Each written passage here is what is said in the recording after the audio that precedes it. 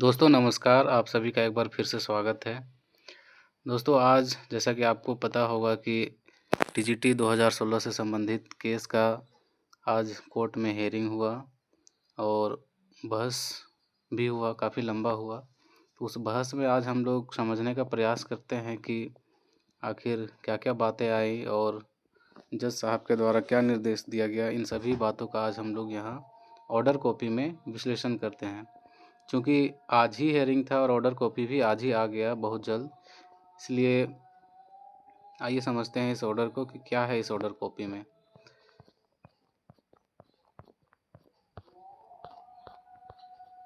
चलिए यहाँ से शुरू करते हैं फर्स्ट पैरा से। जैसा कि आप लोग देख रहे हैं यहाँ पे 28/11/2024 हर्ड द पार्टीज। पहला ही नंबर में लिखा है mister Rajiv Ranjan learned advocate general appearing for the respondents makes a fair submission that all the appointments have been made in consonance with the order and direction of the Honorable Supreme Court. However, he prays for time to file a specific affidavit regarding queries made by this court on the previous date of hearing. यहाँ पे लिखता है कि Rajiv Ranjan sir जो एजी महोदय हैं वो appear हुए थे और उन्होंने बताया कोर्ट को कि जितनी भी नियुक्तियां हुई है सब सुप्रीम कोर्ट के अकॉर्डिंग हुई है, सुप्रीम कोर्ट के निर्णय के अनुसार ही हुई है और फेयर तरीके से हुई है। तथा यह भी कहा कि जो भी क्वेरीज हैं वो स्पेसिफिक एफिडेविट के साथ जो प्रीवियस डेट में मांगा गया था उसके लिए उन्होंने समय मांगा है। पहला पैरा में इतना ही कुछ लिखा हुआ है, ठीक है। आगे बढ़ते हैं तीसरे नंबर में। ऑन द अदर हैंड, दूसरी तरफ mister Ajit Kumar learned senior counsel appearing for the petitioner submit that since several posts are still vacant and petitioner have scored more marks than selected candidates, their candidature ought to have been considered by the respondents। इसमें Ajit sir कहते हैं कि जो भी petitioner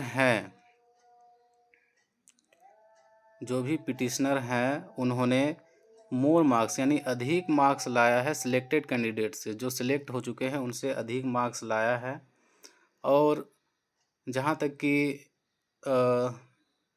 post और मतलब several post यानी बहुत सारे पोस्ट है वो अभी भी खाली हैं, स्टिल वैकेंट, इसीलिए उनके कैंडिडेचर को ध्यान में रखा जाए और उनको भी इस बहाली में आने का मौका दिया जाए।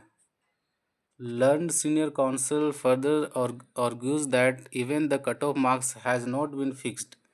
उनका कहना था कि यहाँ तक कि जो कट ऑफ मार्क्स है वो भी फिक्स नहीं किया गया है।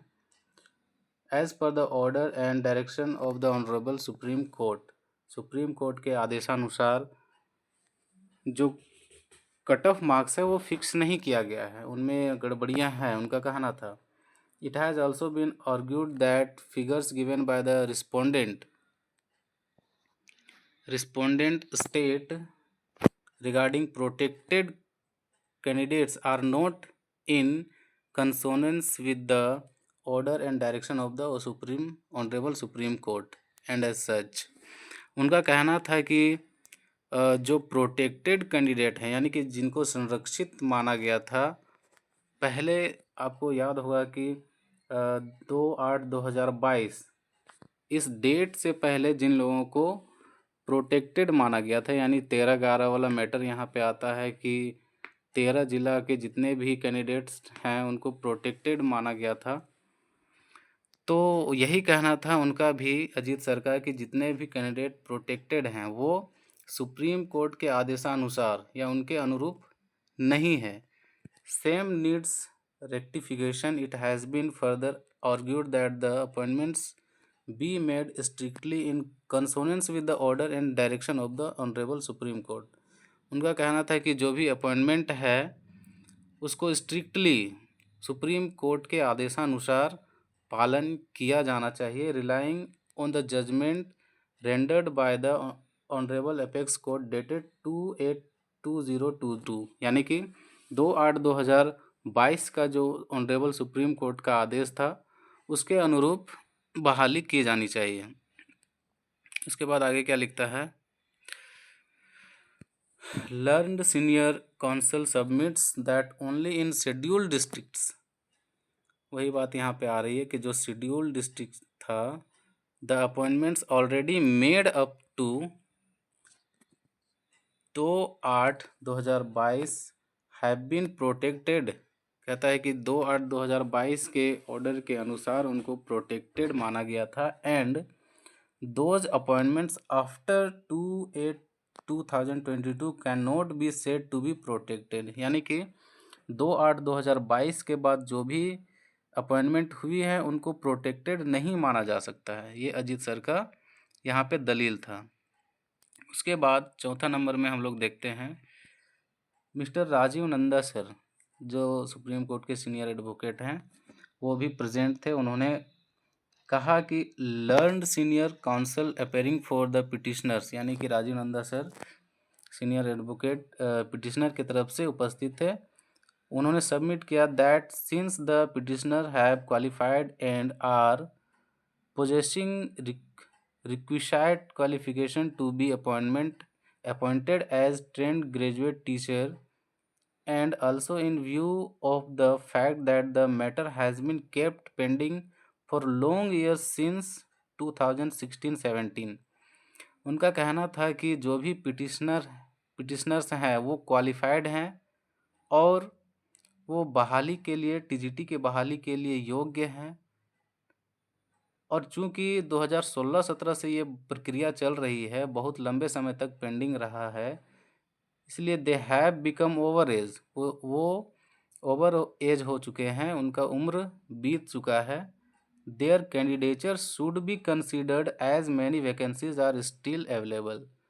उनके कैंडिडेचर को कंसीडर किया जाना चाहिए क्योंकि अभी भी बहुत सारी रिक्तियाँ अवेलेबल है, बाकी है, which have been surrendered by the state without any specific direction of the Honorable Supreme Court or by this court। उनका कहना था कि स्टेट के द्वारा जिन सीटों को सरेंडर मान लिया गया है वो बिना किसी सुप्रीम कोर्ट के डायरेक्शन के अनुरूप है या इस कोर्ट के अनुरूप है।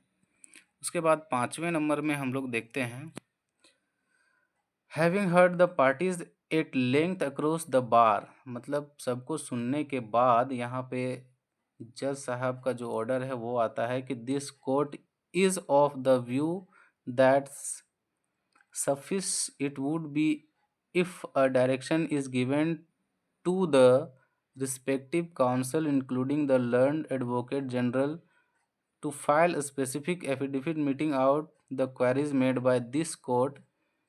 कहता है कि जो एजी साहब हैं उनको कि आप एफिडेविट, स्पेसिफिक एफिडेविट के साथ आइए, ठीक है, जो भी क्वेरीज हैं उनको दूर करते हुए आइए। The affidavits filed by the respective parties shall be exchanged.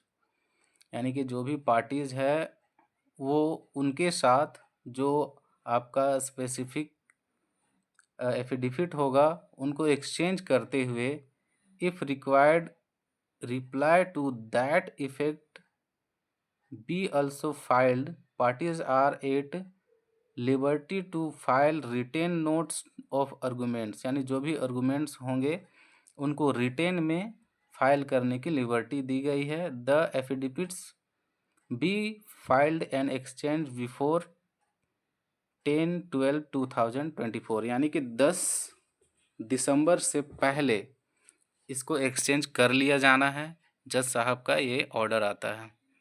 और सबसे अंत में लिखता है, let all these cases be listed on 17/12/2024 under the heading for final disposal. यानी कि अगला डेट यहाँ पे दे दिया गया है 17 दिसंबर 2024 को, और यहाँ भी लिखता है फॉर फाइनल डिस्पोजल, पिछले हेयरिंग की तरह। लेकिन क्या अगले हेयरिंग में ये डिस्पोजल फाइनल डिस्पोजल हो जाएगा, फाइनल फैसला हो जाएगा, यह कह पाना मुश्किल है, लेकिन उम्मीद है कि हो जाना चाहिए। और जितनी भी क्वेरीज़ हैं, जितने भी अपॉइंटमेंट का डेटा माँगा गया है, शायद मिल चुका होगा कोर्ट को। इसीलिए हो सकता है कि 17 तारीख को ये फाइनल डिस्पोज़ल हो जाएगा। उम्मीद है कि आपको सारी जानकारी अच्छी तरीके से मिल गई होंगी। अभी के लिए धन्यवाद। जोहार।